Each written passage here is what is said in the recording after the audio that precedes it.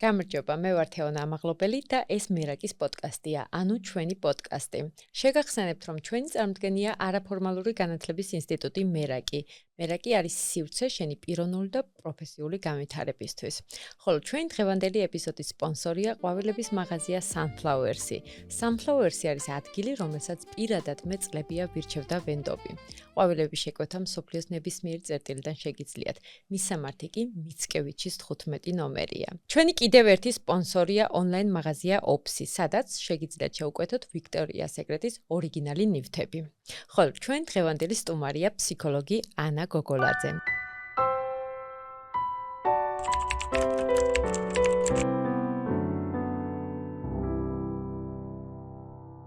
ანა, გამარჯობა, ძალიან დიდი მადლობა იმისთვის, რომ ხარ დღეს ჩემი სტუმარი. ძალიან საინტერესო თემა და ჩემთვის ძალიან ძვირფასი თემა გვაქვს, რაც ეხება ბავშვებს. და მოდი დავიწყოთ, ძალიან მაინტერესებს საერთოდ როდის ყალიბდება თვითშეფასება, რა გავლენას ახდენს ეს მის მომავალზე და როგორ აისახება ეს დასრულობაში ასე შემდეგ. და ჩემი პირველი კითხვა იქნებოდა ასეთი: რა ასაკში ყალიბდება ბავშვის თვითშეფასება და რა გავლენას ახდენს ეს მის მომავალ ცხოვრებაზე? მოგესალმებით კიდევ ერთხელ, მადლობა მოწვევისთვის. რაც შეეხება კითხვას. თვითშეფასება ყალიბდება ძალიან ადრეულ ეტაპზე, ეს არის დაახლოებით 6 თვიდან 3 წლის ასაკამდე, როდესაც ბავშვს გარკვეულწილად უყალიბდება შეხედულებები საკუთარ თავზე, საკუთარ შესაძლებლობებზე და ეს რა თქმა უნდა არის დედისგან გამოვლენილი ქცევაზე პასუხი. მაგრამ 5 წლის ასაკიდან უკვე ისეთ დონეს ფლობს ბავშვი თვითშეფასების, რომ ეს გარკვეულწილად მთელი ცხოვრების განმავლობაში შეიძლება გაყვეს. რა თქმა უნდა, მოზარდობის პერიოდში იცვლება თვითშეფასება. შეიძლება ძალიან მაღალი იყოს, შეიძლება ძალიან დაბალი იყოს თვითშეფასება, თუმცა მაინც საბაზისო არის სკოლამდელი ასაკში ჩამოყალიბებული თვითშეფასება. ხოლო იმას თუ რა გავლენას ახდენს ეს სამომავლოდ, ადეკვატური თვითშეფასება, რა თქმა უნდა, აყალიბებს ისეთ პიროვნებას, რომელსაც აქვს ადეკვატური შეფასება საკუთარი ქცევების, საკუთარი შესაძლებლობების, ემოციების მართვა შეუძლია და პასუხისმგებელია საკუთარ ქცევაზე ნებისმიერ მომენტში. ასევე შეუძლია ნებისმიერი სიტუაციის მართვა, რთული ეტაპების გადალახვა. ხოლო რაც შეეხება მაღალი თვითშეფასების დროს აქ გვაქვს უკვე გამოვლენილი თვითკრიტიკის მიუღებლობა. აქედან გამომდინარე, შემდეგ უკვე არის, რომ აგრესიული შეიძლება იყოს პიროვნება, ხშირი არის კონფლიქტები, სოციალური ადაპტაციაც უჭერს.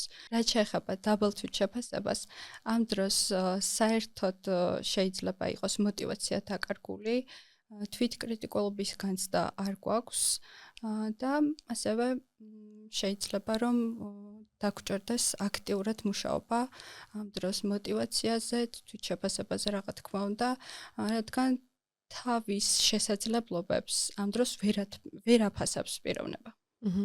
ნახე, მშობელი ახსენე და 5 წლამდე ასაკი ახსენე.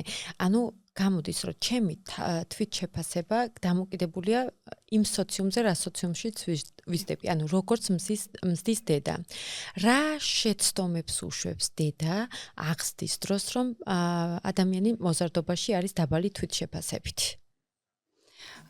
დედის ძალიან დიდი გავლენა ამ დროს იმაზეა დამოკიდებული, როგორ მივუდგებით ბავშვს, როგორ გამოვხატავთ მის მიმართ პატივისცემას.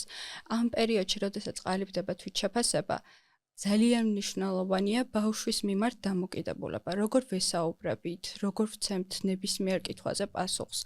არ უნდა იყოს ეს პასუხი რაღაცა თავის არიდების მიზნით, ოღონდ მოვიშოროთ ბავშვი. შესაბამისად, ყველა პასუხს, ყველა მიდგომას, ყველა დედის თუ არ აქვს მნიშვნელობა, მშობლის ქცევას ძალიან დიდი გავლენა აქვს ბავშვისთვის.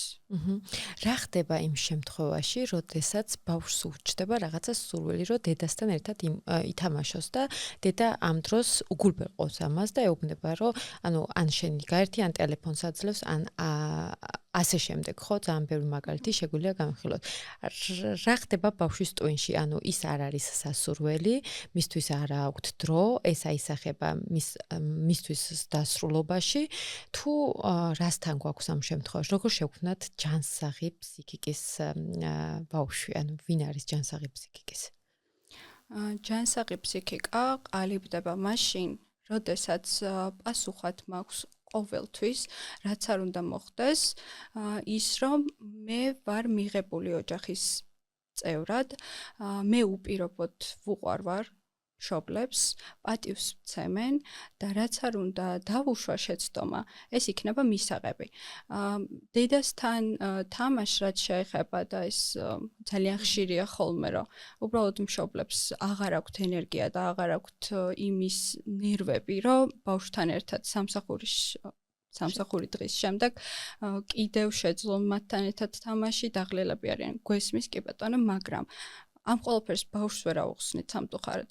შესაბამისად, ის რომ ბავშვ თამაში უნდა მთელი დღის მონატრებულ მშობელთან და შენ პასუხად იმას აძლევ, რომ მოდი ტელეფონი აიღე და მე არ შემიძლია, ასეთ შემთხვევაში ბავშვი ძალიან დათრგუნულია პირველ რიგში და ასევე ის რომ გარიყულობის შეგრძნება ებადება. არ ვარ მიღებული. ჩემთვის არასდროს არავის არ ცალია. კი, ეხლა ვსაუბრობთ ჩვენ 0-დან 5 წლამდე ასაკზე, ხო? კი, როდესაც ყალიბდება თვითშეფასების პერიოდი. ან 0-დან სკოლამდელი პერიოდი. სკოლამდელი პერიოდში ყალიბდება უკვე თვითშეფასების ეს და შემდეგ უკვე შედის ბავშვი სკოლაში. რა გავლენას ახდენს ჩემს თვითშეფასებაზე უკვე სკოლა 6 წლიდან ზემოთ? სკოლა არის ერთ-ერთი გარდამტეხი პერიოდი ბავშვისთვის, რომელიც იმდენად დიდ გავლენას ახდენს მთელი ცხოვრების განმავლობაში, რომ ამაზეა დამოკიდებული ბავშვის ფსიქიკა, ბავშვის თვითშეფასება, ბავშვის мотиваცია. პირველ რიგში მშობელმა უნდა უზრუნველყოს, სანამ ბავშვი სკოლაში შევა, მანამდე მზაობა შეუქმნას იმის, რა არის სკოლა. აუცილებლად ვესაუბრებით ბავშვს იმის შესახებ, დადებითი კუთხით, რა არის სკოლა, ვუხსნით, მთელი დღის განრიგს, მაგალითად გაკვეთილზე რა ხდება, შესვენებაზე რა ხდება და ასე შემდეგ. გარდა ემოციური მზაობის აუცილებელია სოციალურ უნარებზე მუშაობა სკოლამდელ პერიოდში. სოციალურ უნარებში ერთ-ერთი კრიტერიუმი ის არის მაგალითად რომ შევთავაზო მეგობარს დასვენებაზე თამაში, სოციალურ აქტივობებში ჩავერთო, გამოვიჩინო ინიციატივა და სხვა ასე ბევრი რამ, რაც სკოლის თემას ეხება. გარდა ამისა, ბავშვს უნდა შეეძლოს დამოუკიდებლობა.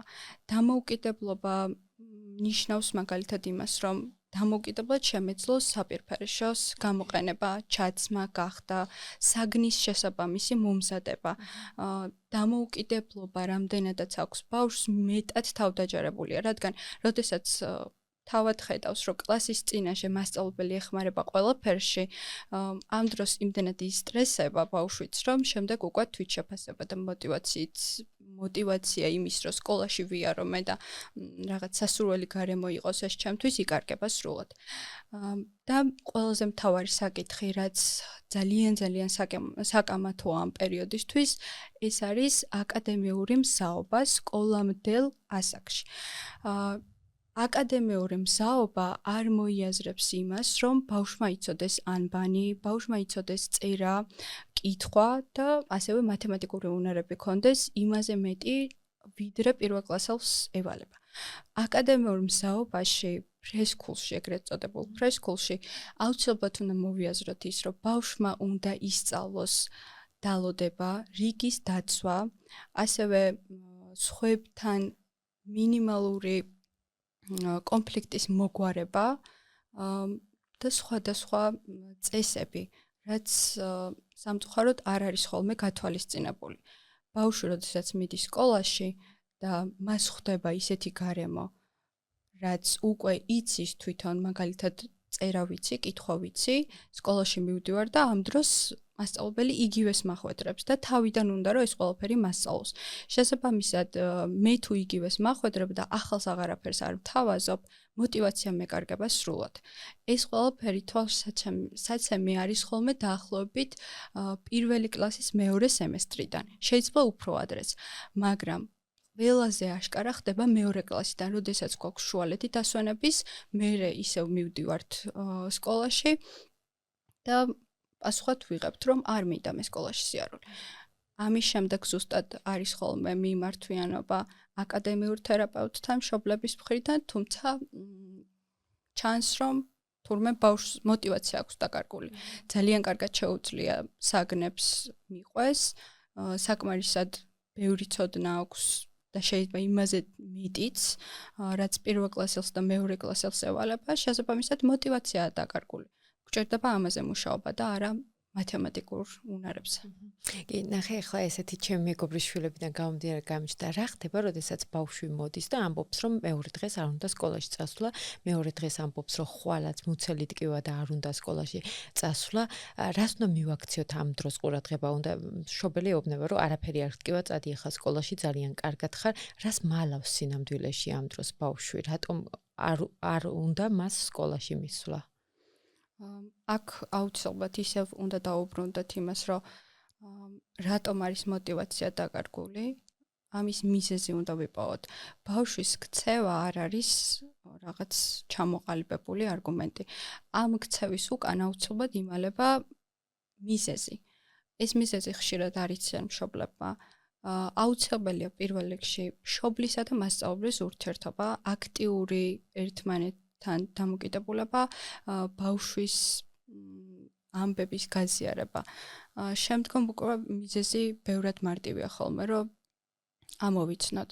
თუმცა თუ ისევ უარყოფს ბავშვი სკოლაში წასვლას, ამ შემთხვევაში შეგვიძლია ჩავრთოთ ფსიქოლოგი, შეგვიძლია ქცევით თერაპევტი, რომ უბრალოდ მიზეზი გავიგოთ.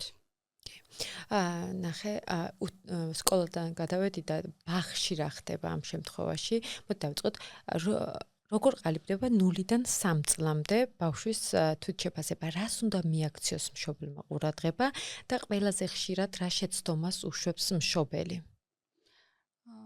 0-დან 3 წლამდე ყველაზე თვალსაცემი რაც არის ხოლმე ის არის, რომ სამწუხაროდ მშობლები უგულებელყოფენ და აუფასურებენ ბავშვების გრძნობებს. ის რომ ბავშვი ტირის და დავაიგნოროთ, არ არის სწორი. იგნორი არის ძალიან ფაქიზი თემა. ძალიან ფაქიზად უნდა გამოვიყენოთ. იგნორი არ ნიშნავს იმას, რომ 0-დან 3 წლამდე სანამ ბავშვს манипуляция არ შეუძლია რაღაცა ქცევით. ამ პერიოდში, როდესაც რაღაცას განიცდის, როცა ეშინია, სტკივა, ტირის და მშობელი ამ ყველაფერს აუფასურებს, თუნდაც იმ სიტყვებით, რომ ნუ ტირი, გაჩერდი, არა უშავს, დამშვიდი. იგნორი გჭირდება მაშინ, როდესაც რაღაცა ქცევის, არასასურველი ქცევის განმტკიცება არ გვინდა. მაგალითად, როდესაც ბავშვი მაღაზიაში შედის და შოკოლადის ყიდვის მიზნით იწყებს ტირილს, ამ შემთხვევაში გჭირდება იგნორი. რადგან ეს არის პირდაპირ არასასურველი ქცევის განმტკიცება. მაგრამ რაც შეეხება იმას, რომ ბავშვს რაღაც ის ეშინია და ამ დროს მშობელი ამშვიდებს მსგავსი ფრაზებით, რომ არაფერია და გაგივლის და ნუ ტირი, უბრალოდ ვაუფასურებთ მის გრძნობებს. ამ შემთხვევაში პირდაპირ რეკომენდაცია და აუცილებელია, რომ მშობელმა ბავშვი დაამშვიდოს ფიზიკურად, ემოციურად, უბრალოდ რომ ისცეს, თუ სიტყვებით არ შეუძლია მშობელს დახმარება, უბრალოდ მინიმალური ჩახუტებაც კი საკმარისია ამ დროს, იმიტომ რომ ბავშვმა იგრძნოს დედის მშობლის გვერდით დგომა. სწორედ ამ პერიოდში ყალიბდება ჯანსაღი მიჯაჭვულობა. ეს ჯანსაღი მიჯაჭვულობა აქედან მოდის სწორედაც, რომ მშობელი დროულად და სწორად რეაგირებს ბავშვის ტირილზე, ბავშვის განცდებზე, ბავშვის ემოციებზე. ხოლო როდესაც ჩემს გრძნობებს აუფასურებს დედა და არაფერ პასუხს არ ვიღებ აქედან, უბრალოდ სიცივეა და იგნორი, აქედან გამომდინარეც მივდივართ ისევ თვითშეფასებამდე. კი, სწორია, ძალიან ისეთი მნიშვნელოვანია, მაგრამ წეგან ტირილი ახსენე, თუ შოკოლადი უნდა და ამ შემთხვევაში ტირის, არ უნდა ვუყიდოთო, მაგრამ რა ხდება და არაერთი შემთხვევა წარმომიდგა ხა თვალწინ, თუნდაც მაღაზიაში, როდესაც ბავშვი ტირილის საფუძველზე აღწევს მიზანს. დედა ეუბნება, არა, ამას არ მოგცემ, შემდეგ ბავშვი იწერს ტირილს და დედა იმას კი არა, უფრო მეტს აძლევს. რა ყალიბდება ბავშვის ფსიქიკაში ამ დროს და როგორ აისახება ეს უკვე დასრულ ასაკში? არა, ამ შემთხვევაში ბავშვისთვის გადაიქცევა ასეთ რამეთ, რომ ეხლა რაც უფრო მეტს ვიტირებ, მივიღებ სასურველს. შემდგომ ეს არა გადადის ნებისმიერ სიტუაციაში, სადაც არ უნდა ვიყო, სადაც მეჯახება ეს არასასურველი ფაქტები, მაგალითად, ბაღში არ მინდა წასვლა. მივიყვანეს, მაგრამ ვიწყებ ტირილს. მანიპულაცია შემოდის აქ. შემდეგ მშობელს ურეკავს მასწავლებელი, მთელი დღის განმავლობაში ვერ ვამშვიდებთ და მოდი წაიყვანე. მაღაზიაში ოღონდ რაღაც უხერხულობა არ იგრძნოს მშობელმა და აქ არის ძალიან ისეთი სტერეოტიპული სოციალური შეხედულებები, რომ ვაიმე, აი გამყიდულმა რამე არ თქვას, რომ ჩემი შვილი ტირის ახლა და ჩემზე არ თქვას, რომ ცუდი დედა ვარ და ვატირებ ბავშვს და შოკოლადს არ ვყიდულობ და ამის გამო რომ ტირილის ფონზე იდულობენ შოკოლადს, ზუსტად ეს არის უარყოფითი ქცევის გამტკიცება. ამ დროს მშობელმა ყველაფერი უნდა დაიგნოროს გარშემო, გარდა მისი შვილისა. პირველ რიგში ყველაზე კარგი ის იქნება, რომ სანამ მაღაზიაში შევიყვანთ ბავშვს, თუ გვაქვს იმის მოლოდინი, რომ ბავშვმა შეიძლება ტირილი დაიწყოს მანიპულაციის მიზნით, რომ შოკოლადი მიიღოს, წინასწარ შევუთანხმდეთ ბავშვს, რომ ახლა შევდივართ მაგალითად მხოლოდ პურის საყიდლად და გამოვდივართ მხოლოდ პურით. მსგავსი შეთავაზებები და მსგავსი შეთანხმებები ძალიან გვშველის ხოლმე ხშირ შემთხვევაში, მაგრამ თუ მაინც არის ძირს გაწოლა, ტანტრუმი, ტირილი, ამ შემთხვევაში ვაიგნორებთ, უბრალოდ ხელს ვკიდებთ ბავშვს და გამოგვყავს. ანა, ბოლო პერიოდში რასაც ვაკვირდები, ძალიან ბევრი მშობელი გადის ჩვენთან სხვადასხვა ტრენინგს და რაღაც და შეიძლება მშობლები ამბობენ, რომ აი ჩემი შვილი თითქოს ემპათიური არ არის. საერთოდ რას ნიშნავს ემპათიურობა და როგორ ამოვიცნოთ ბავშვი არის თუ არა ემპათიური? ემპათია ერთბაშად არ ჩნდება, როგორც წესი. ამისი ნიშნები გვაქვს ეტაპობრივად. მაგალითად, 0-დან 2 წლამდე გვაქვს მინიმალური ნიშნები, რომ ბავშვის ტირილზე რეაგირებს და იწყებს თავადაც ტირილს. ან მშობლის ხმის მაღალ ტემპრზე გვაქვს რეაგირება და ვიწყებთ ტირილს. მოწყენილი, როდესაც არის მშობელი რაღაცა მინიმალური საბაზისო უნარები, რომ მივიდეთ, ჩავეხუტოთ დედას ან მამას. 2-დან 4 წლამდე პერიოდში გვაქვს უკვე თამაში განხორციელებული ემპათიის ნიშნები. მაგალითად, მეგობარი როდესაც ტირის, ვაძლევთ სათამაშოს, თოჯინას ვამშვიდებთ. ან ნებისმიერ სიტუაციაში, როდესაც ხედავს სხვის ემოციებს, ეს სიტყვიერად შეიძლება არ იყოს პირდაპირ მიმართვა, მაგრამ ქმედებით, ჩახუტებით, დამშვიდებით გამოხატავს ემპათიის მინიმალურ დეტალებს. 4 წლიდან უკვე არის აქტიური საუბარი, დამშვიდების ფრაზები, მაგალითად, რატომ ტირი ხომ არ დაგეხმარო, თუ არის თამაშის დროს გამოგლეჯილი სათამაშოს დროს მეგობრის მხრიდან ტირილი უკან აძლევს და ეხმარება რომ დამშვიდეს, ან თავაზიანად სთხოვს, შემდეგ უკვე ბოდიშს უხდის, ეხუტება. აქტიურად გვაქვს აქ უკვე აზროვნება ჩართული ემპათიასთან ერთად, რადგან მე თუ გამოვგლიჯე სათამაშო და მანიტირა, უკვე ხვდები, რომ ეწყინა, ემოციას არქმევს კონკრეტულ სახელს ამ შემთხვევაში ბავშვი და შესაბამისად რეაგირებს. კი, გასაგებია. რამ გამოიწვია მაგალითად, როდესაც უკვე ვამჩნევ 13 წლის ასაკში ან 15 წლის ასაკში ბავშვი არ არის ემპათიური, ხო? როგორ შემიძლია ამ პრობლემას დავეხმარო, როგორ შემიძლია ბავშვს დავეხმარო, როცა ბავშვი უარს მეუბნება ფსიქოლოგთან მისვლაზე? ამ დროს ფსიქოლოგთან ვიზიტი, როდესაც ხდება ერთ-ერთზე სეანსები, მეტად უფრო სტრესული სიტუაცია იქნება ბავშვისთვის, იმიტომ რომ რაღაცის გამო მე მშობელს მივყავარ სრულიად უცხო ადამიანთან და საერთოდ არ მაინტერესებს მე მისი საუბარი. ამ დროს გჭირდება სოციალურ უნარებზე ხაზგასმით ემპათიამდე მისვლა. შეგვიძლია ჯგუფური თერაპიების ჩართვა აქტიურად, როდესაც მარტო კი არ ვზივარ ფსიქოლოგთან, არამედ ეს არის თამაშით განხორციელებული თერაპია, სადაც ვსწავლობ ძალიან ბევრ რაღაცას. სხვა ბავშვების ემოციებსაც ვცემ პატივს, სხვა ბავშვებსაც ვიზიარებ და აუცილებლად ველოდები მათ რეაქციებსაც. მარტო ჩემზე არ არის ეს ჯგუფური თერაპია მორგებული, ასე რომ ვითვალისწინებ სხვებს. ამ დროს ვფიქრობ, რომ ყველაზე ისეთი, რადგან გვაქვს პირველი ასაკიდან კიდევ წამოყოლილი სტრესი, გარდამტეხი პერიოდია, სკოლა ჯერ კიდევ ახალია და კიდევ უცხო ადამიანთან რომ არ იყოს ესე პირისპირ შეჯახება, კარგი იქნება ჯგუფური თერაპიებით დახმარება. რა როლს თამაშობს სკოლა ბავშვის თვითშეფასებაში? თვით თავდაჯერებულობის ამაღლება ან 5 წლამდე ყალიბდება თქვი, მაგრამ რამდენად შეუძლია სკოლას ბავშვის თვითშეფასება გაზარდოს ან პირიქით? სკოლის პერიოდში განსაკუთრებით სენსიტიური თემა არის ხოლმე ნიშნები. რა თქმა უნდა, ეს დაბალ კლასებში არ არის, მაგრამ როდესაც ნიშნებს ვეხებით, განსაკუთრებით გვჭირდება დახმარება ემოციურად, გვჭირდება თვითშეფასებაზე მუშაობა, მოტივაციის ამაღლება, რადგან ბავშვები აღიქვამენ საკუთარ ქულებს ისე, როგორც საკუთარ პიროვნებას. თუ კარგი ქულა არ მაქვს, მე კარგი არ ვარ.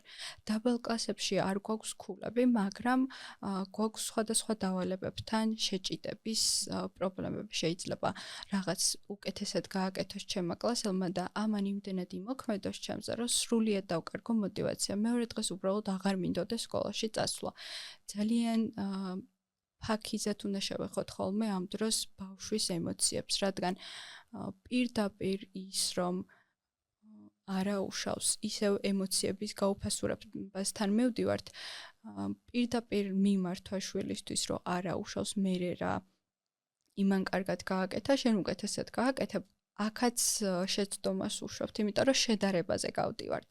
შესაბამისად ვუხსნით იმას, რომ ძალიან ბევრი იმუშავე შენ თვითონ ამ დავალებაზე, ძალიან კარგად გამოგივიდა, ძალიან დამოუკიდებლად, ანუ შენ თვითონ გააკეთე ეს დავალება სახლში და არაუშავს თუ ამ ეტაპზე რაღაც ისე არ გამოვიდა, როგორც შენ გინდოდა, მესმის, აუცილებლად ვასრულებთ ამ წინადადებას.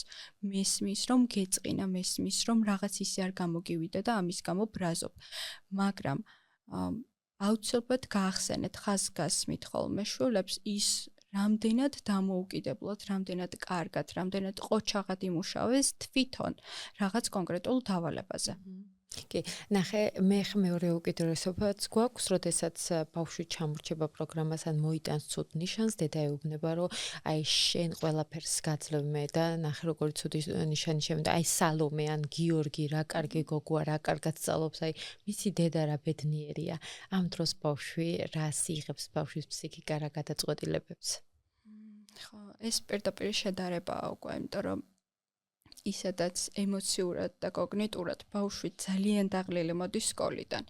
შესაბამისად, ისედაც გაბრაზებულზე, ისედაც ემოციურად გადაღლილ ბავშვს რომ კიდევ სხვას ვადარებთ, ამ დროს უბრალოდ აღარ უნდა მშობელთან რაიმის გაზიარება ბავშვს, რადგან არასასრულ პასუხს იღებს მისთვის. ჩემ მშობელსაც კი არ ესმის ჩემი. პასუხად ეს არის ბავშვისთვის.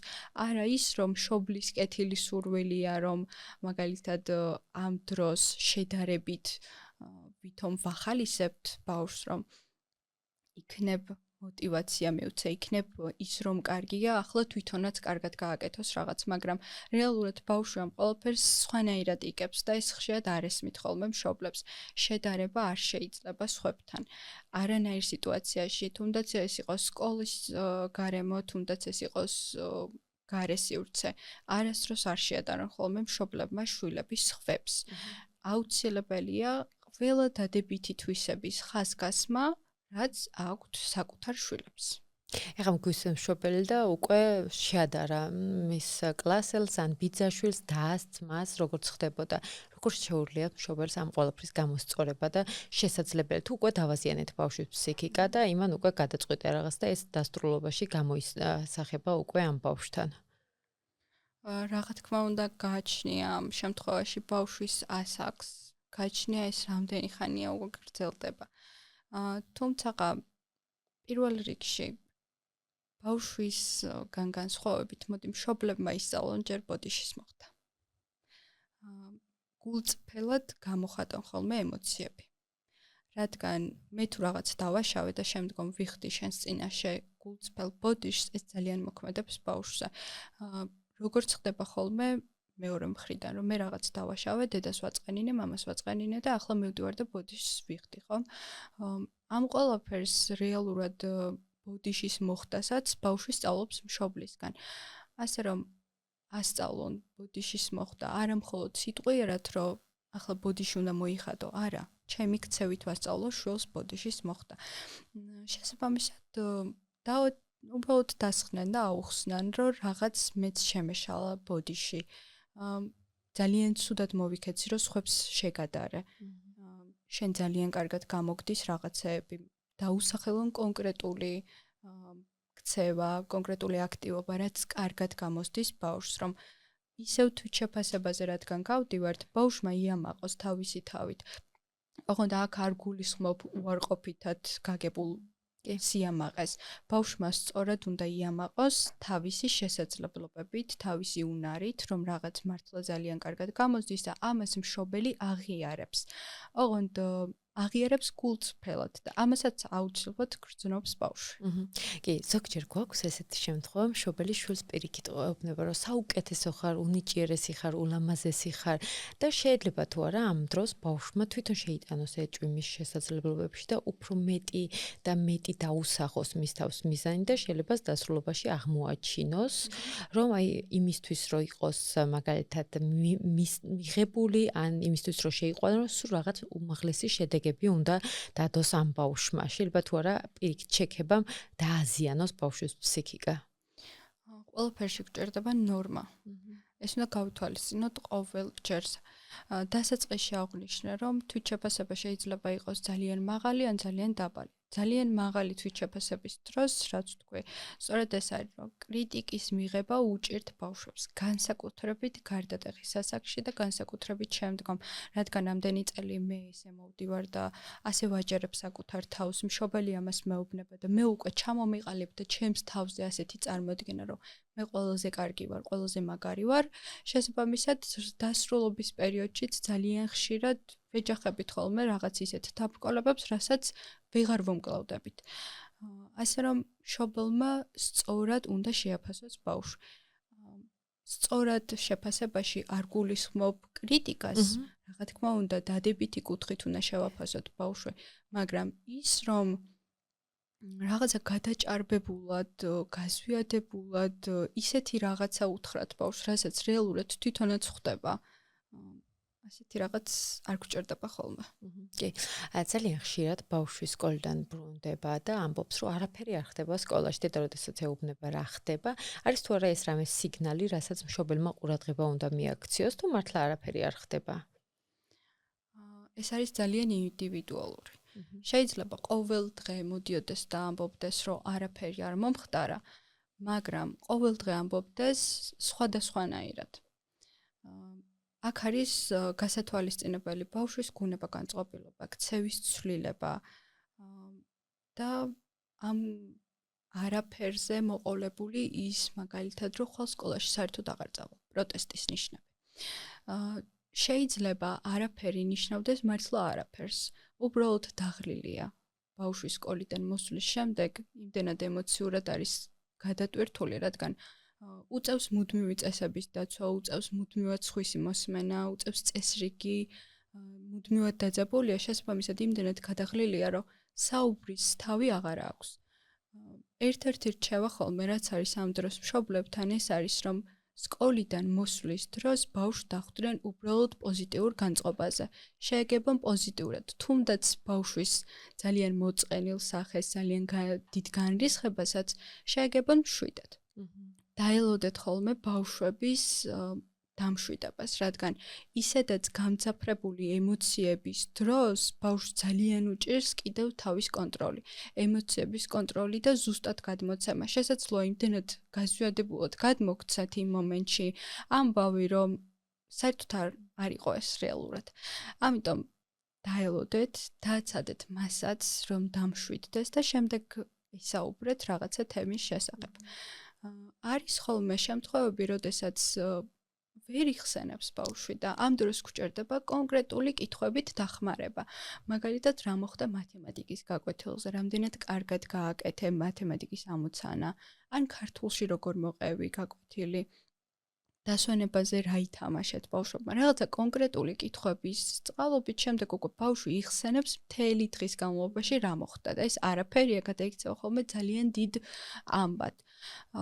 არის კიდევ ესეთი რაღაც გასათვალისწინებელი, რომ არაფერი ეს უკან დგას ძალიან უხერხული მომენტი, რის გაზიარებასაც ვერ ვახერხებ მშობელთან, რაც არ უნდა გახსნილი ვიყო, მე უხერხულება უბრალოდ. ამ დროს შეგიძლიათ მშობლებმა შესთავაზოთ ხოლმე შვილებს, რომ მოდი ფურცელზე დაწერა, რადგან მე პირადად ვერ მეუბნები.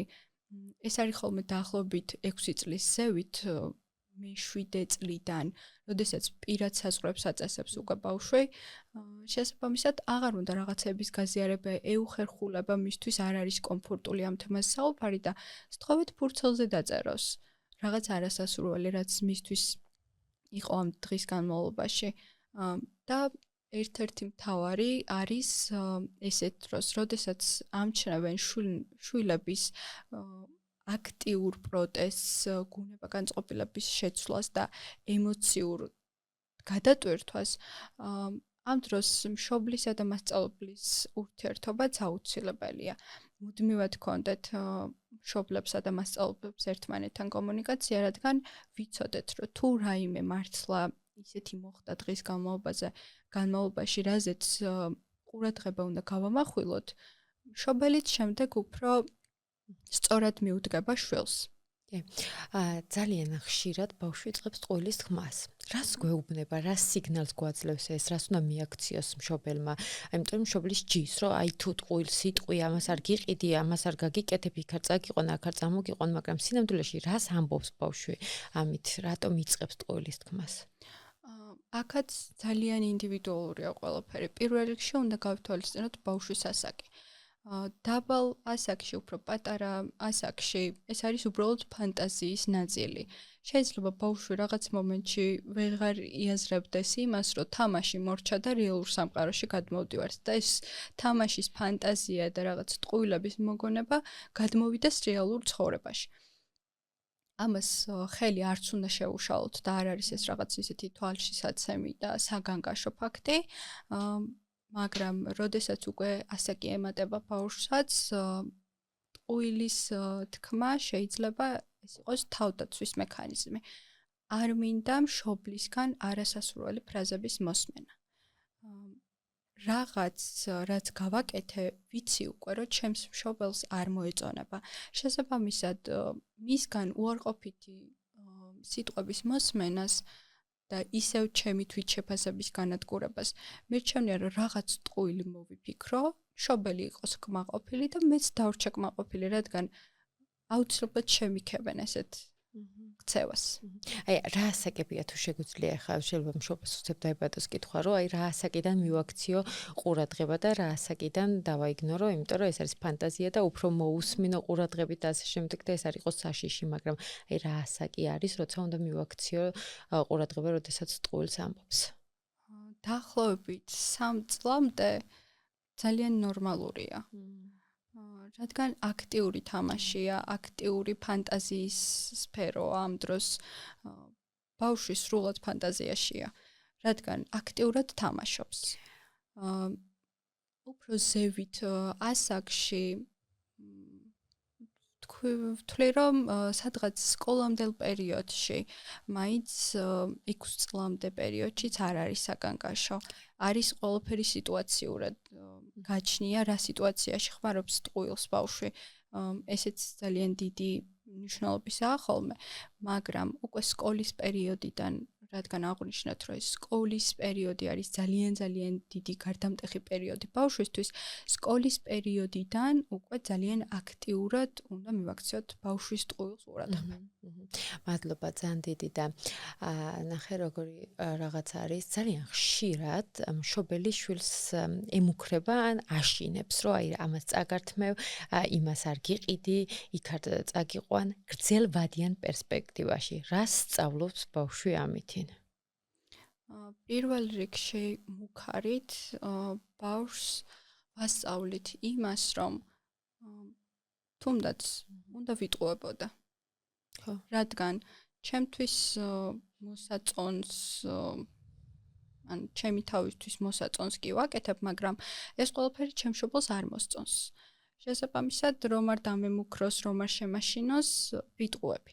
და ასევე გასათვალისწინებელია ისიც, რომ მუქარის დროს იმდენად მუდმივ მოლოდინშია ბავშვი და იმდენად დიდ სტრესს განიცდის, რომ ეს სამომავლოდ არის ძალიან ჩვეულებრივი ამბავი. ზრდასრულობის პერიოდშიც კი მივდივართ ორ უკიდურესობამდე. განსაკუთრებით გარდატეხის პერიოდიდან შემდგომ უკვე ზრდასრულ პერიოდამდე.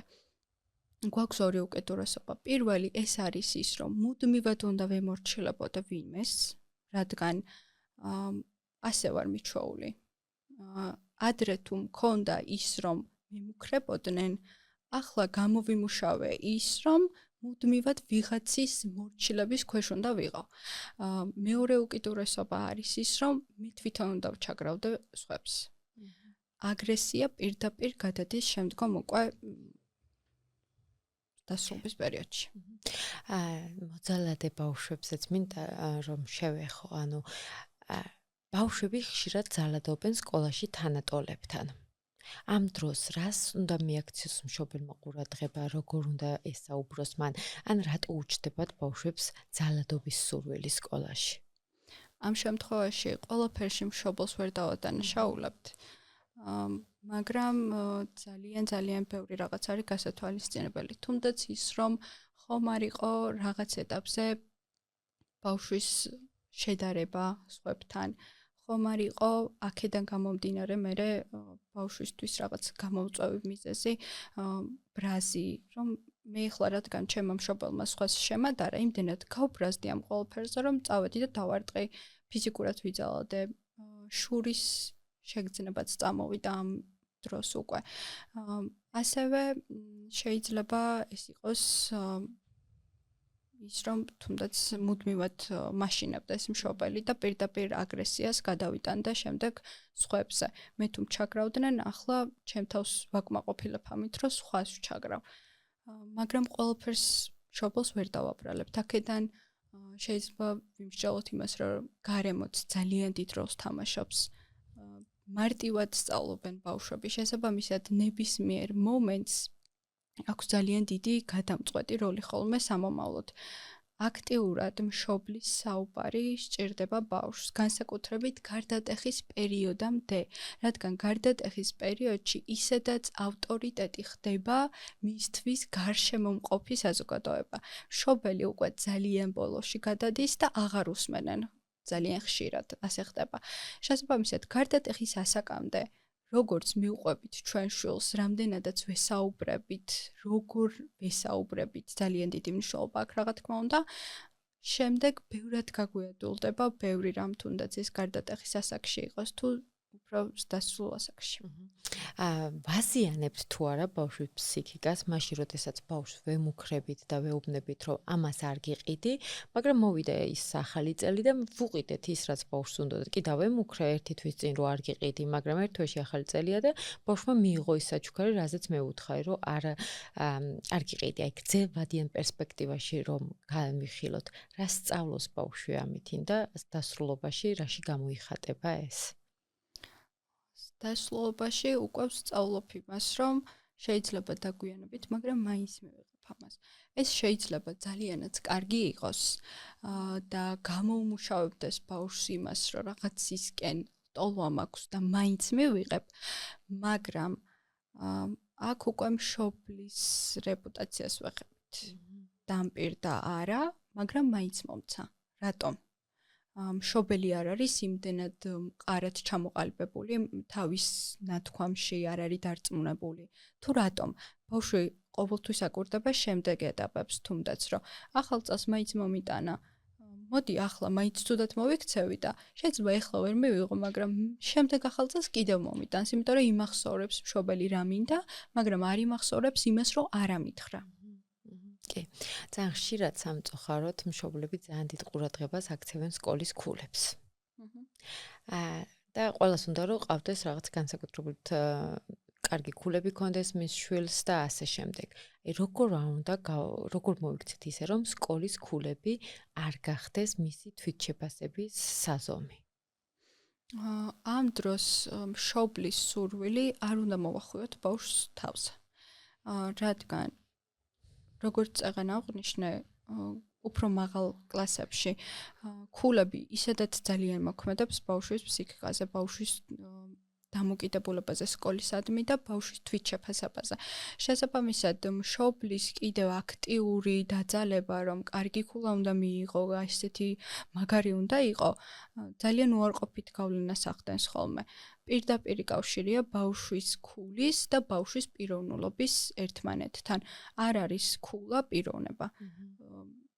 და ძალიან ხშირად იყენებენ ხოლმე მშობლები წესით სათავისოთ, მაგრამ ძალიან ცუდი ხერხია ის, რომ ეხლა შენ თუ კარგ ქულას მიიღებ სკოლიდან გამოსვლის შემდეგ მე ამას გიყიდი. ესეც კიდევ დაპირება და მსგავსი მეთოდი არ შეიძლება უბრალოდ რაღაცის გამოაკეთებს ბავშვი.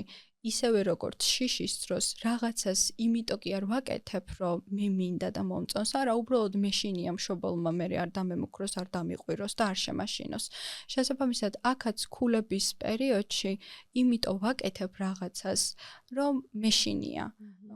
ან იმიტომ ვაკეთებ, რომ შემდეგ რაღაც მივიღო. რაღაცა კომპრომატებზე წამოსვლა ამ დროს არ არის ხოლმე კარგის მომცემი, რადგან ისევ გარდატეხის ასაკში მივდივართ და შემდეგ უკვე გააზრებული სწავლა აღარ არის. მე-12 კლასამდე მშობელი ვერ დააძალებს შვილს, რომ კარგი ქულა უნდა გქონდეს. ეს სანამ არის მართვადი დაბალ კლასებში, კი ბატონო, მაგრამ ამას მართავთ რაღაცის სანაცვლოდ. მაგალითად, თუ კარგ ქულას მიიღებ, შოკოლადს გიყიდიან, სადმე წაგიყვან, მაგრამ შემდეგ უკვე ეს ფიზიკურად მშობელი ვეღარ შეძლებს ამ ყველაფრის მართვას.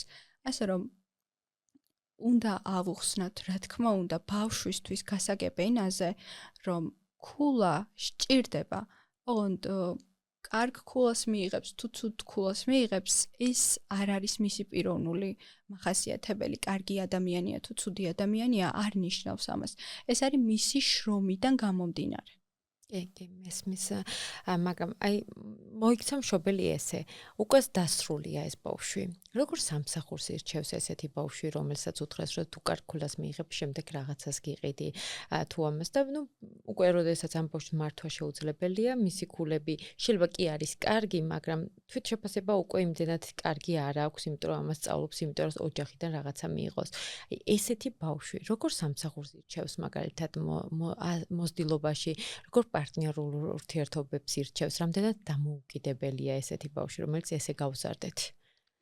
ამ პერიოდში ძალიან თვალშისაცემია ხოლმე უკვე მაღალ კლასებში, როცა აქტიურად იწყება საუბარი, რა გინდა გამოხვიდე, რა უნდათ გამოვიდნენ არა. უმეტეს შემთხვევაში ისეთ პასუხებს ცემენ ხოლმე ბავშვები, რაც აქტუალურია. არა აქვთ გააზრებული რა უნდათ, რადგან არც უშრომიათ ამისთვის, რაღაცის სანაცვლოდ აკეთებდნენ ამ ყველაფერს და არც ფიქრობენ რა შეიძლება სამომავლოდ გააკეთონ. უფრო მეტად მაინც ირჩევენ ხოლმე ისეთ პროფესიებს, რაც იმ პერიოდისთვის არის აქტუალური. ან მეგობარმა ჩააბარა და ძალიან მოსწონს და მოდი მეც ჩავაბარებ. მაგრამ საერთოდ არ არის ჩემთვის ეს ყველაფერი. ხო, ან ავტორიტეტი ყავდა ამ ბავშვს და იმენ ჩააბარა და შემდეგ უკვე მივხვდი და რომ ეს საერთოდ არ იყო ჩემი პროფესია და ასე შემდეგ. ეხლა გვიყურებს მშობელი და გაუჩნდა კითხვა, მყავს ახალშობილი. აი მე როგორ გავზარდო ჩემი შვილი ისე რომ იყო არ დაკარგოს თვითშეფასება, კონდეს მაღალი თავდაჯერებულობა, ჯანსაღი ფსიქიკა. აი მე როგორ მოვიქცე, რა რჩევას მიცემდი ამ შემთხვევაში ახალშობილის დედას? ყველა ახალშობილის დედას მივცემდი ეს ამ რჩევას ერთ-ერთი ყველაზე მთავარი ეს არის, რომ თავიდანვე ასწავლეთ შვილებს კომუნიკაცია. ჯანსაღი კომუნიკაცია და ჯანსაღი ურთიერთობა, რა თქმა უნდა, არის ორმხრივი. მე თუ ჩემ შვილს არ ვასწავლე, როგორ უნდა ბოდიშის მოხდა, როგორ უნდა ჩახუტება, როგორ უნდა სწორად ემოციის გაზიარება, შესაბამისად ისიც ვერ გამიზიარებს სწორად. ან არის ჩაკეტილობის მომენტი, ან არის დაბალი თვითშეფასება, იმიტომ რომ გონიათ ხოლმე ბავშვებს, რომ დედა ჩემს მიმართ ცივია და მე ვერ გავუზიარებ ახლა რაღაცა კონკრეტულ ამბავს და არ ვიცი როგორი მიმღებლობა ექნება. ასე რომ მშობელსა და შვილს შორის ყველაზე აუცილებელი თავიდანვე და შემდგომ უკვე შემდეგ ეტაპებზე, როდესაც არის ეს გარდატეხის ასაკის დასრულების პერიოდი, ნებისმიერ ეტაპზე განვითარების ეტაპებს მშობელი მიყვება ბევრად მშვიდად, როდესაც დასაწყისშივე მშობელსა და ბავშვს შორის არის ჯანსაღი ურთიერთობა, ორმხრივი უკავშირი. ძალიან დიდი მადლობა, ძალიან საინტერესო და ამოუწურავი თემა არის იმდენად, რამდენადაც მშობლის და შვილის ურთიერთობა და ყველა მშობელს არ ვიცი მშობელი, რომელსაც არ უნდა რომ არ ყავდეს ჯანსაღი ფსიქიკის ბავშვი, გააზარდოს ლაღი, გაზარდოს ბედნიერი და მაინც უშვებს რაღაცა შეცდომებს და სულ ბოლოს არ შემიძლია არ შევეხო, უკვე თითქმის 10-11 წლიდან ყველას აქვს სოციალური ქსელი. რა გავლენას ახდენს ეს მის ფსიქიკურ მდგომარეობაზე? სოციალური ქსელი განსაკუთრებით ამ ასაკში ძალიან მძაფრად აღიქმება. განსაკუთრებით მოქმედებს თვითშეფასებაზე, საკუთარი თავის წარმოჩინება უნდათ ამ დროს ბავშვებს, მაგრამ რაღაც არასასრული კომენტარები ხვდებათ, რაღაც ისეთ უარყოფით სიტყვებს უწერენ სხვები, რომ ეს ძალიან მოქმედებთ მათ ფსიქიკაზე. ასე რომ მშობლებს ვთხოვ ხოლმე, რომ მათი სოციალური ქსელები მესმის, რომ უკვე ისეთი ეტაპია, რომ ბავშვები საკუთარ სივრცეს იქმნიან ისე, რომ იმის იქით აღარ გიშვებენ, მაგრამ უბრალოდ ყურადღებით იყვნენ.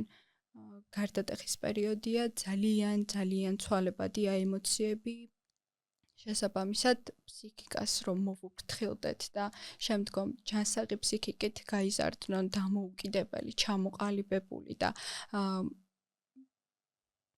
იროვნული მახასიათებლებით მყარად, ფეხზე მყარად მდგარი ადამიანები, საჭიროა ხოლმე მშობლის ყურადღება განსაკუთრებით ამ ეტაპზე. თუ არის აქტიური მოთხოვნა სოციალურ ქსელებში, თუ არის რაღაცა ზღვარი, რომ მშობელს არ უშვებს ბავშვი, მაშინ შეიძლება რაღაცას მალავდეს. რა თქმა უნდა, რაღაცას მალავს ამ პერიოდში, რადგან მეგობრებთან უფრო აქტიური შეხება გვაქვს ვიდრე მშობელთან, მაგრამ მაინც არის აუცილებელი კონტროლი. რაღაც დონეზე ეს კონტროლი არ უნდა იყოს ისევ დაშინებით, არ უნდა იყოს რაღაცა ზედმეტად უხეში ჩარევით. აი, შენ თვითონ რა ასაკიდან ურჩევდი მშობელს, რომ აი ამ ასაკიდან თუ ექნება სოციალური ქსელი, ეს უკვე საშიში არ არის. ძალიან ინდივიდუალურია ეს. ბავშვზე არის დამოკიდებული. ძალიან ინდივიდუალურია, კი, ყველაფერი არის ბავშვზე მორგებული. ესე გადაჭრით ვერ ვიტყვით ასაკს. მშობელმა უნდა გაიცნოს ჯერ, რა თქმა უნდა, საკუთარი შვილი, უნდა მიხვდეს, რომ მისი ემოციები ასე თუ ისე დასტაბილურებულია, თვითონაც ბავშვი არის საკუთარ თავში დარწმუნებული, რომ რაღაცა კომენტარზე მაგალითად უარყოფით გამოხმაურებაზე არ ექნება ძალიან მძაფრი რეაქცია და ეს დიდხანს არ გაყვება. შესაბამისად, ალბათ უფრო ახალგაზრდებს დავასახელებდი, მაინც განსაკუთრებით TikTok-ი და Instagram-ი არის ძალიან თვალშისაცემი ბავშვების ასაკის მიხედვით და მაინც ალბათ 16-17 წლიდან სასურველია კი ბევრი მეტყვის, რომ რას ამბობ ეს ისეთი პერიოდია განსაკუთრებით 21 საუკუნეა და ვერ გავექცევით ამ სოციალურ ქსელებს, თუნდაც ბევრ ამას ვაგვარებთ ამ ყველაფრით, მაგრამ ან ვირჩევთ კონტროლს, მშობლის ყურადღებას, უფრო სწორად კონტროლს ვერ დავარქმევდი, უფრო ნაზად რო ვთქვათ, მშობლის ყურადღებას და ბავშვის ნდობას და ბავშვის ინფორმირებას იმ მხრივ, რომ მეც რომ შვიდად ვიყო როგორც მშობელი. მოდი უბრალოდ მეცოდინება, რას გიწერენ, ნუ დამიმალავ, რაღაც თუ არა სასიამოვნო ფაქტი მოხდება, გამიზიარე, რომ ამ ყველაფრის გადაჭრაში დაგეხმარო. ასე რომ თუ ბავშვსა და მშობელს შორის ისევ ჯანსაღი კომუნიკაცია, მიუხედავად გარდატეხის ასაკისა, მიუხედავად რაღაცა ასაკის მატებისა და ემოციების ცვლილებისა, ვფიქრობ, რომ შესაძლებელია ადრეული ასაკიდანაც რაღაცა სოციალური ქსელების ქონა, მაგრამ რაც უფრო დიდი გაუცხოება და უფრო დისტანცირებულია ბავშვი მშობლისგან, ამ შემთხვევაში გვჭირდება ცოტა უფრო მაღალ ასაკში სოციალურ ქსელში ჩართულობა. ძალიან დიდი მადლობა ანა იმისთვის, რომ ძალიან საინტერესო თემით იყავით დღეს ჩვენთან, ძალიან საინტერესო კითხვებზე გაეცი პასუხი. ძალიან დიდი მადლობა თქვენ. ჩვენ დღევანდელი ამ ეპიზოდის წარმოდგენი არის ონლაინ მაღაზია ოფსი, სადაც აბსოლუტურად ნებისმიერ შეუძლია ონლაინ გამოიწეროს ვიქტორია სეკრეტის ორიგინალი ნივთები, რომელიც ჩამოდის თვითონ ამერიკიდან. ასე რომ მინდა ჩვენი სპონსორის საჩუქარი გადმოგცე. მადლობა ძალიან დიდი. ჩვენი დღევანდელი ეპიზოდის კიდევ ერთი სპონსორია ყვავილების მაღაზია Sunflowers-ი. ეს არის მაღაზია, სადაც ადამიანებს შეუძლიათ მსოფლიოს ნებისმიერ წერტილიდან ყვავილები შეგვეთა. თვითონ მისამართი კი მიცკევიჩის 15 ნომერია და ასევე მინდა ეს ყვავილები გადმოგცე ჩვენი სპონსორისგან. მადლობა. მე კი მომავალ ხუთშაბათამდე გემშვიდობებით.